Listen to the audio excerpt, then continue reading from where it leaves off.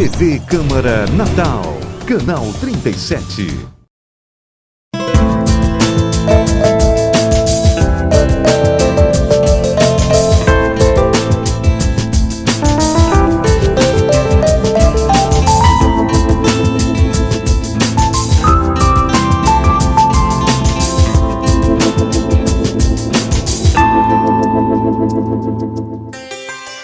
Estamos de volta, começando mais um programa Câmara Verde, um espaço aberto para falar sobre meio ambiente e levar até você dicas de sustentabilidade.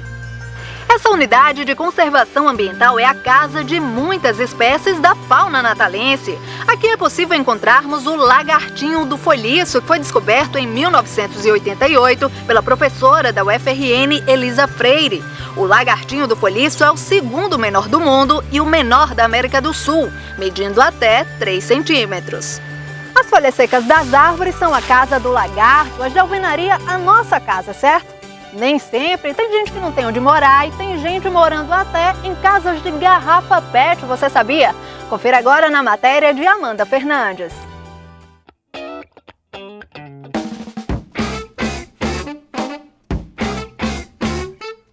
Quem já imaginou construir uma casa com garrafa PET? Anos atrás, ouvir uma coisa dessa seria loucura. Mas hoje em dia, Mirella, é possível e muito viável para quem quer ter pelo menos 6 ganhos. O primeiro ganho, sem dúvida alguma, é ambiental. Uma casa retira do meio ambiente cerca de 7 mil até 8 mil. Vamos dizer que entre 7 e 10 mil garrafas são retiradas do meio ambiente para a construção de uma casa até 200 metros quadrados de área construída. E esse é o principal ganho. O segundo é o ganho estrutural, porque ela é uma obra que tem 30% maior resistência estrutural. O terceiro grande ganho é o ganho de custo, que todos observam, também de cerca de 30% de diminuição de custos. O quarto ganho é o ganho acústico, o quinto é o ganho térmico. E o sexto ganho, que também é muito importante, é a rapidez da obra, que acaba redundando também numa diminuição de custo. Mas nem sempre você tem tempo para poder ficar 6 meses, 1 ano para construir uma casa. São utilizadas 21 garrafas a cada metro quadrado. As garrafas substituem os tijolos. Por causa disso, o custo da obra reduz em até 50%. Reduz o custo, a segurança não. De acordo com o teste de resistência feito pela UFRN, a estrutura de garrafa é 30% mais forte que a convencional. O método construtivo sustentável foi criado em 2005 por esse ambientalista e está em processo de patente. A ideia dele surgiu na tentativa de destruir uma garrafa PET. Há uns 6 anos atrás eu com alguns amigos e em uma empresa, a gente fez um reflorestamento lá na margem do rio Timbó e reunimos lá umas 500 pessoas. Eu, como idealizador da ideia, fiquei no final para juntar ferramentas e organizar os detalhes finais. E observei uma garrafa dentro do rio e fui retirar essa garrafa. Em seguida tentei quebrar e não consegui. E a partir daí surgiu a ideia o que fazer com a coisa que tem em abundância e tão resistente. Aí veio a ideia da parede. Eu comecei a fazer protótipos e fui em tamanho natural e a partir daí fui me dedicando e chegou aonde chegou. As garrafas, apenas com ar dentro, são encaixadas umas às outras e assim formadas as colunas. Postas na forma, o cimento com aditivos é despejado até ocupar os espaços vazios. Vejamos o antes, o durante e o depois. Primeiro, as garrafas são preparadas para receber o cimento. No passo seguinte, as formas são preenchidas e ao final, depois de 6 horas de espera, a parede está pronta. A gente faz uma análise na planta e começa as fundações convencional e nós colocamos em cima dessas fundações, as garrafas são vulcanizadas uma na outra e vai formar tiras. Então essas tiras colocadas a parte hidráulica e elétrica conforme a planta e são fechadas com as formas metálicas. E em seguida é concretado. 6 horas, entre 5 a 6 horas já pode ser desmoldado. Vai depender também da questão do tempo no dia. O método sustentável é usado tanto para levantar paredes quanto para o piso e também para a laje.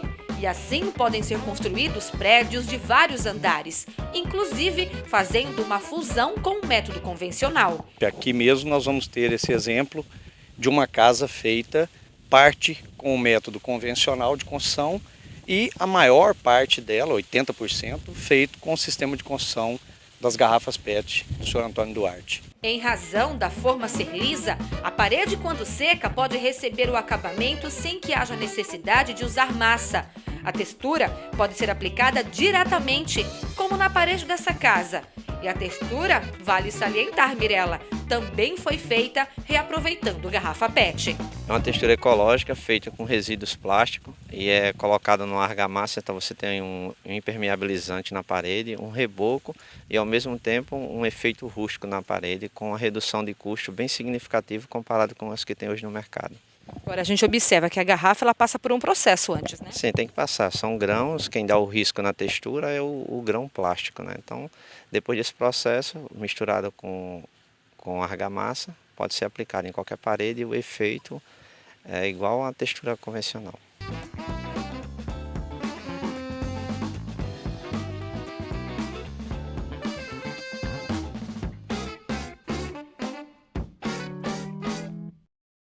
E não são apenas as garrafas PET que podem ser recicladas. Com criatividade, muitos materiais podem e devem ser reaproveitados. No Centro de Reabilitação Auditiva SUVAG, crianças fabricam brinquedos e utensílios domésticos, tudo a partir do lixo, como você confere na matéria de Hugo Andrade.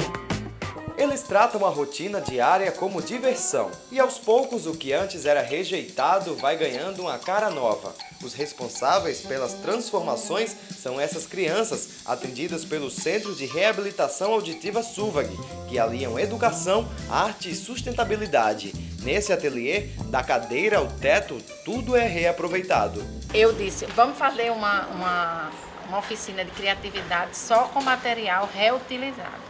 Então a gente pensou assim, vamos fazer com sucata que não precisa comprar, cada um vai trazendo, vamos recebendo doações, até tintas, a gente recebe muita doação de tintas vencidas. Então o custo aqui é quase zero. Aqui eles vêm por uma única razão. Brincar. E é brincando que eles reaproveitam todo esse material e transformam tudo isso em brinquedos, bolsas, lancheiras e até um porquinho que dá para juntar uma grana. E como já está chegando o Natal, uma alternativa barata para fazer enfeites natalinos é reutilizar alguns materiais, como o presépio que a gente tem aqui, feito de copos descartáveis, tanto de copos de água como também de copos de cafezinho. Mas o mais interessante são as árvores de Natal. Aqui nós temos uma árvore que é feita totalmente de papelão, utilizando aqueles papeizinhos de doce e também isopor e garrafas PET. Vera, é uma alternativa muito barata para se fazer enfeites natalinos, não é? Com certeza. Isso aqui é a garrafa PET, você corta, faz a rosinha, já coloca aqui, já coloca a forminha e já fica um enfeite diferente e barato, né? Porque isso aqui não vai custar quase nada. Uma árvore dessa toda pronta, ela vai custar R$5. E ainda dá para salvar o meio ambiente também. Exatamente. As peças feitas pelas crianças e adolescentes do SUVAG foram expostas na galeria do Instituto Federal do Rio Grande do Norte. A maioria das obras retrata os costumes e tradições nordestinas. Todo esse trabalho é feito com essa preocupação de tirar todo esse material do lixo, né? Ou seja, de estar prejudicando o meio natural e reciclando tudo isso e transformando em arte, dessa forma aqui que vocês estão vendo aqui no nosso espaço, né? Na nossa exposição.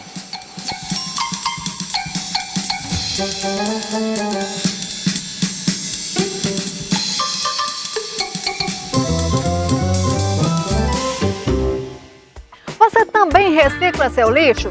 Qual o destino que você dá à bateria velha do celular ou às pilhas da câmera fotográfica? Não tinha parado para pensar, né? Então aproveite a dica verde com a repórter Alice Lima.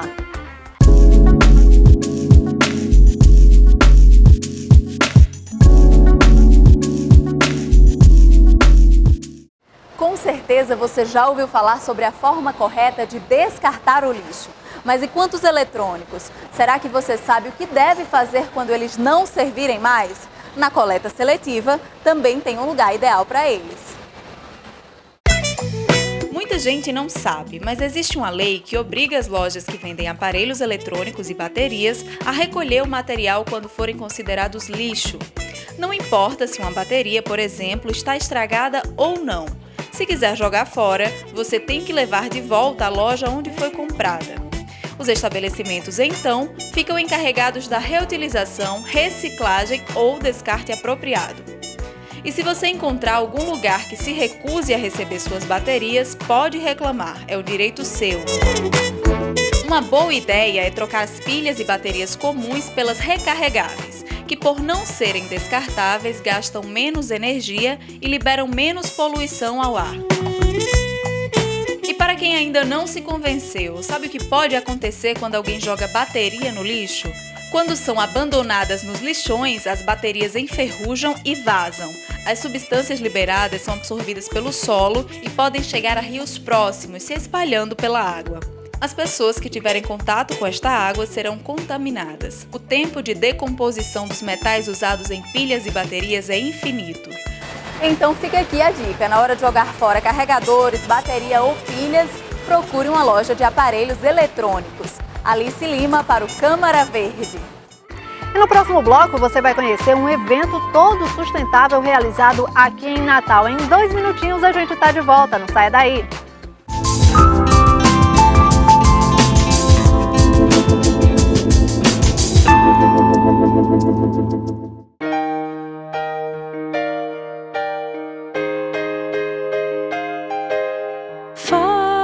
Faces de dor na terra, milhões na escuridão, violência sem razão. Sei que o amor supera, o carinho pode transformar. Quem de nós vai secar a lágrima da dor, da dor? Todo carinho pra sorrir, toda verdade pra ajudar, carinho de verdade pra sentir, carinho de verdade pra mudar. Abrace a causa, abrace uma nação, abrace a vida com o coração, abrace o sonho da canção.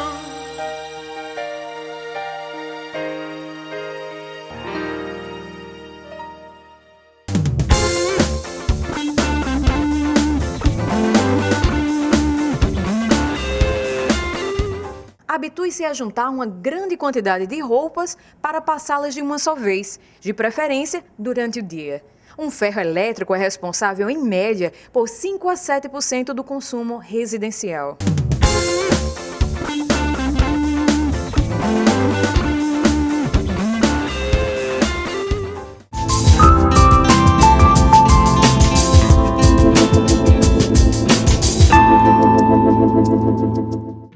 Olá, estamos de volta e agora com uma pergunta. Você já ouviu falar em sequestro de gás carbônico?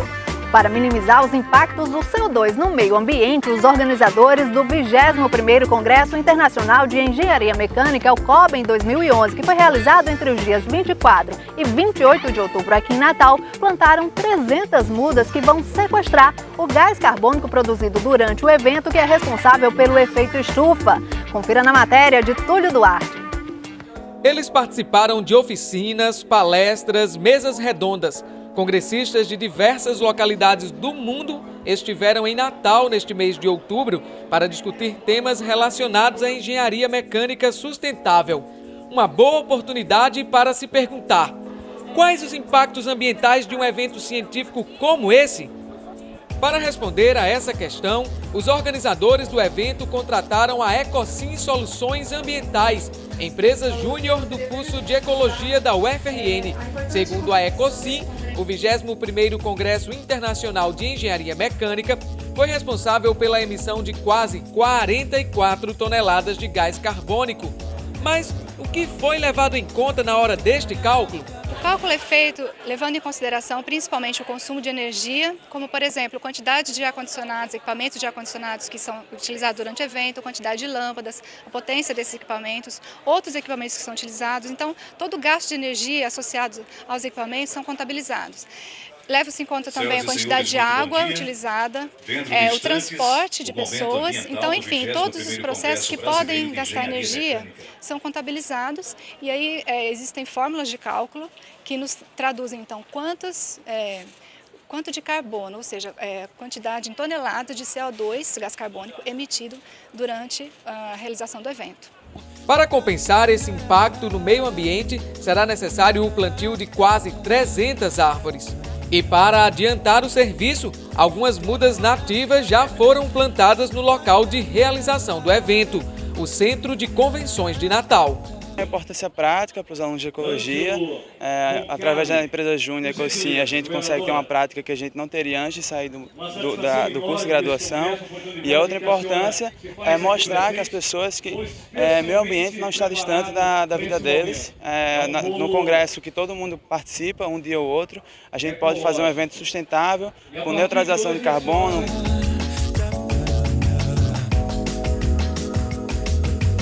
Ao longo de 30 anos, uma árvore incorpora 180 kg de gás carbônico. Ao sequestrar o CO2, as árvores diminuem o efeito estufa, amenizam a temperatura do planeta e garantem a biodiversidade. Além do plantio, outra sugestão da Ecocim para os organizadores do congresso foi a substituição do copo descartável pela Squeeze, essa garrafinha plástica. Como é que o público recebeu a ideia da substituição do copo descartável pela essa garrafinha plástica? Olha, a falta de hábito, mudança é sempre um problema, mas a gente precisa se adaptar porque o nosso planeta exige, não dá mais para esperar. Então, assim, eles no momento que a gente divulgou, tem aquela a rejeição inicial, mas facilmente com a educação ambiental, com o apoio da empresa Júnior, a gente conseguiu fazer a educação ambiental que precisa ser feita de forma contínua. Mesmo sem o copo descartável, o lixo é volumoso e os estudantes de ecologia da UFRN resolveram dar a destinação ambientalmente correta aos resíduos. O que é que você está anotando? Estou anotando o peso dos resíduos sólidos que são provenientes da geração do COBEM. Todo o lixo é trazido para cá, tem uma balança, como é que funciona? Então, todo o lixo está sendo segregado adequadamente lá dentro do centro de convenções. A parte dos reciclados são trazidos até aqui e a parte dos não reciclados são levados lá na cozinha. Tem um outro container onde está sendo armazenado todos esses resíduos. Então, todo esse material está sendo trazido para cá, nós quantificamos, pesamos esses materiais e depois eles vão ser destinados para cooperativas. Cooperativas de reciclagem. Cooperativas de reciclagem e o lixo orgânico vai ser destinado à parte da urbana.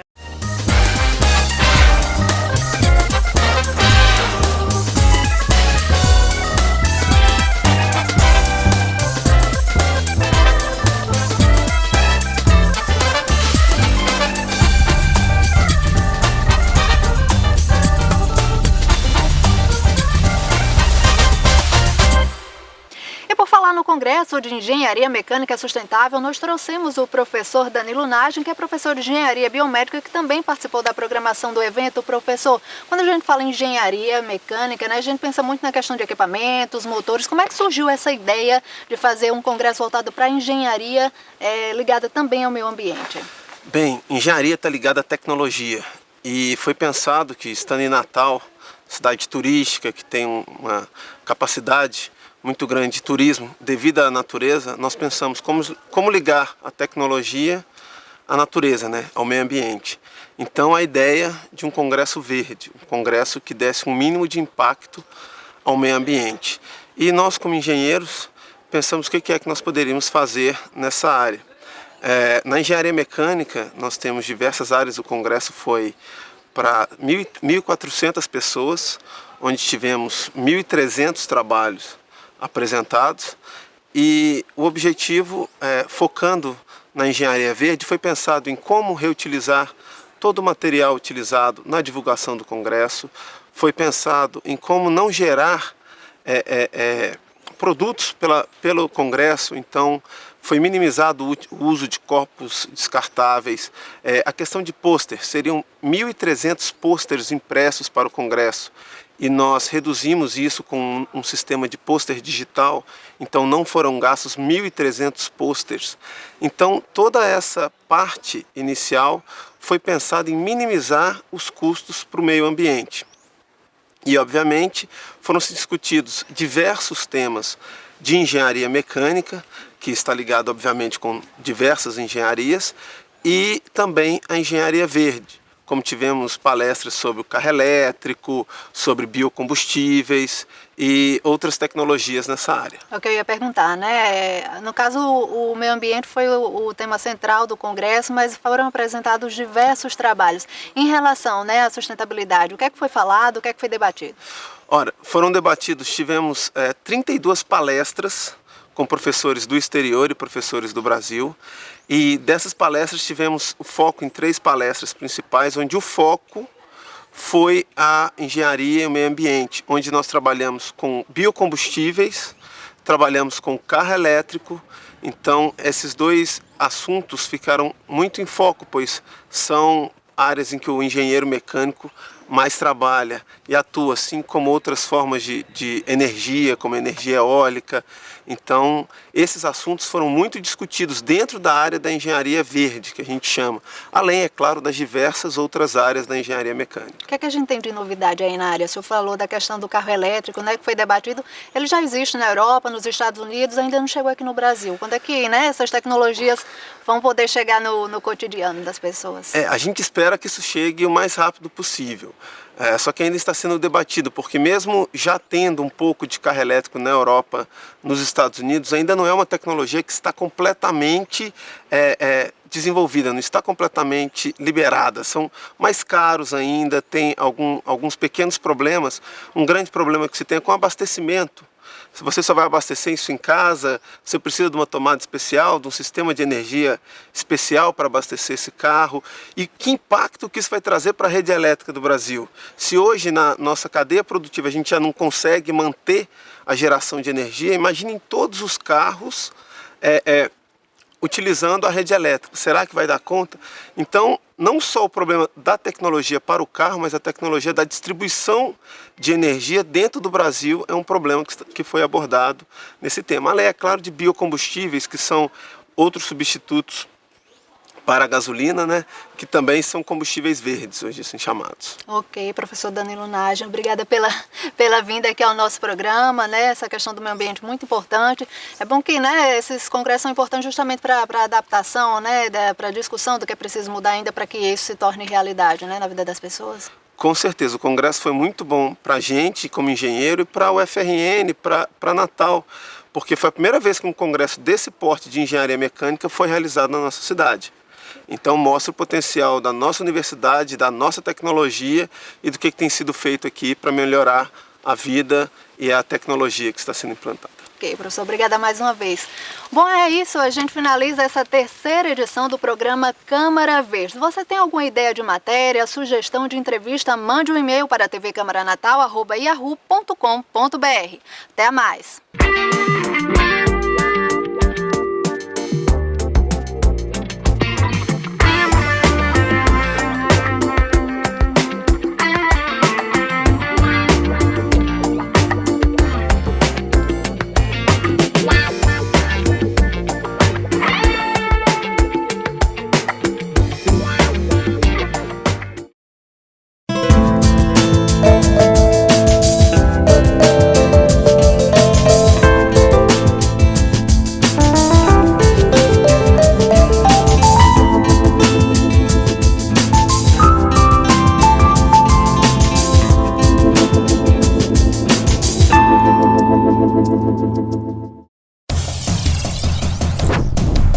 TV Câmara Natal, Canal 37.